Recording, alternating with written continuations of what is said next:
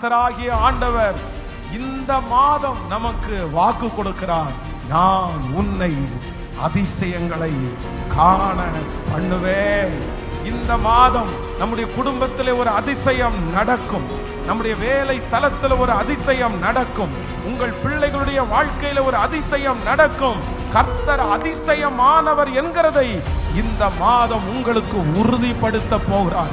எகிப்து தேசத்திலே அவர்களை புறப்பட்ட அந்த நாளிலே எப்படிப்பட்ட ஒரு அதிசயத்தை செய்தாரோ அந்த அதிசயம் இந்த மாதம் உங்களுக்கு நடக்க போகிறது. ஒன்று, ஆண்டவர் தயவு என்கிற ஒரு அதிசயத்தை கர்த்தர் செய்தார். உங்களுக்கும் எனக்கும் நம்முடைய பிள்ளைகளுக்கும் போய் நிற்கிற எல்லா இடத்திலையும் ஒரு தயவு கிடைக்க போகிறது.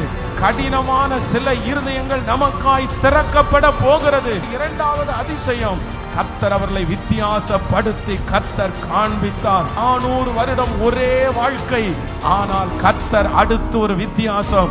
இதுவரையிலும் வாழ்ந்த வாழ்க்கையை தாண்டி ஒரு வித்தியாசத்தை கர்த்தர் தரப்போகிறார். மூன்றாவது, ஆண்டவர் அவர்களை விடுதலை என்கிற ஒரு வித்தியாசத்தை கர்த்தர் அவர்களுக்கு செய்தது போல இத்தனை ஆண்டுகளும் தொடர்ச்சியாய் வந்து கொண்டிருக்கிற அத்தனை சாபங்கள், மரண கண்ணிகள், நஷ்டங்கள் கர்த்தர் விடுதலை என்கிற ஒரு அதிசயத்தை காண பண்ண போகிறார்.